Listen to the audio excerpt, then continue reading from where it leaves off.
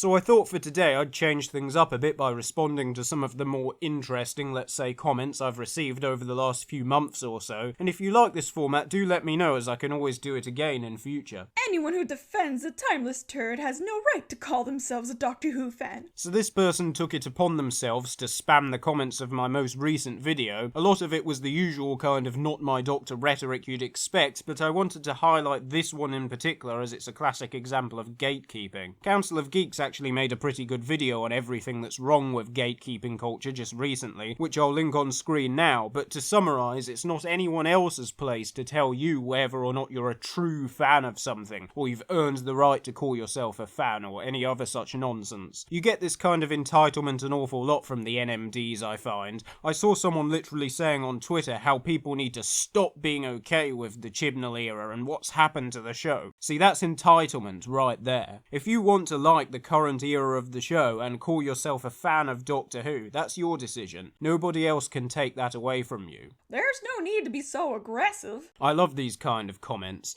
This was left on the video The Doctor is not a chosen one, why Thowries is wrong. Now I'll admit my delivery style can be very blunt and cynical, maybe that comes off as aggressive at times, and that's a conscious choice on my part because there's a market for that on YouTube. But these are the kind of critiques people make when they don't actually have an argument against any of your points. It's the intellectual equivalent of it's not what you said, it's the way you said it, which is a very weak starting position because regardless of whether or not you think I sounded aggressive or insincere as Thowries tried to say I came across in his response essay that he wrote on Twitter, which I still don't really know why he did that because the video's not even really directly addressing him, but whether or not you think I'm aggressive or insincere or whatever it might be, that doesn't mean I'm wrong. So yeah, basically anytime I'm receiving comments like this, I consider the video a success. This is disgusting.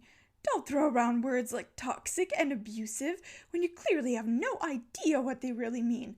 They're a real couple. Couples have problems. They have misunderstandings and arguments, but they work through them if they're strong enough, and that's what Amy and Rory did. Their relationship is so strong and so beautiful.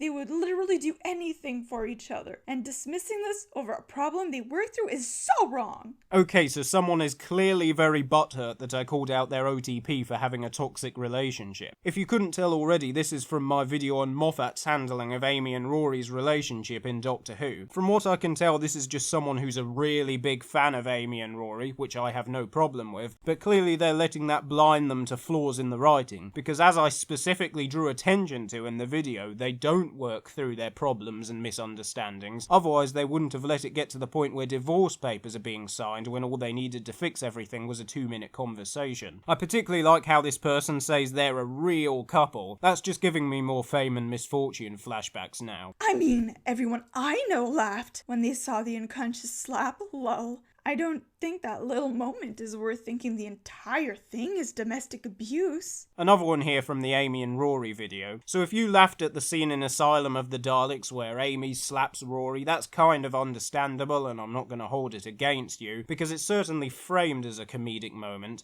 You've got Rory there delivering a punchline afterwards that's like a big neon sign saying, "This is the part where you laugh," and clearly Moffat really wanted this moment to be funny, but the thing is, if you stop and think about it for more than a few seconds, you realise how messed up it is. So if you're looking back on that moment now and you still think it's funny, then you should probably take a good look at yourself, because, yeah, domestic abuse is not funny. I don't know how I can put it any more simply than that. There are literally only 2 genders. You lost me in the first minute. This one is from my video on why pronouns matter. The comment has actually disappeared, but I caught it in my notifications, so maybe it was deleted or the account that made it was deleted, which is probably for the best. I mean, I probably would have deleted it myself anyway sooner or later. I like to consider myself quite open-minded and I always encourage discussion in my comments, but the existence of trans or non-binary people is not up for debate. I don't want my comments section to be a platform for blatant transphobia, unless it's specifically to make an example out of it, as I am doing now. I said in the video at the time that if you're one of those people, you can do the rest of the world a favour and jump off the nearest cliff, and I still stand by that. I actually had some idiot message me on Twitter one once about it, saying, how would you feel if someone killed themselves after watching your video? But here's the thing with that. If watching my video genuinely makes that much of an impression on someone, they can always go out there and educate themselves. After all, ignorance is not some kind of ailment you have no control over. It's a choice, and there's no excuse for it. I was seriously worried that by the time your channel would grow over 10,000 subscribers, it may take a decade, but it will happen, given the depth of your analysis,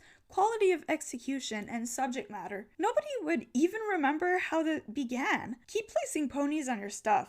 They make me smile. So this video isn't all about being negative. This is a really nice comment which I received on my video on Sagan Akinola's Doctor Who music. The timestamp they are referring to is when I put up a visual of Pinkie Pie from My Little Pony on screen. For those of you who don't know, when I started this channel I was primarily reviewing episodes of the show My Little Pony Friendship is Magic. So yeah, it's always nice to see someone still hanging around from those days of degeneracy. I don't imagine 10,000 subscribers happening anytime soon, but I absolutely appreciate the support, and we'll keep dropping in little Easter eggs here and there for you to enjoy. So do keep an eye out for those ponies, they'll make you smile. God, that sounded like lightning bliss. But anyway, thank you very much, I do really appreciate this one. So once again, let me know if you like this format, and thanks for watching. Also make sure to check out Jade of All Trades, I've linked to their channel in the description. I'm Midnight Chimes, still waiting for the last train home.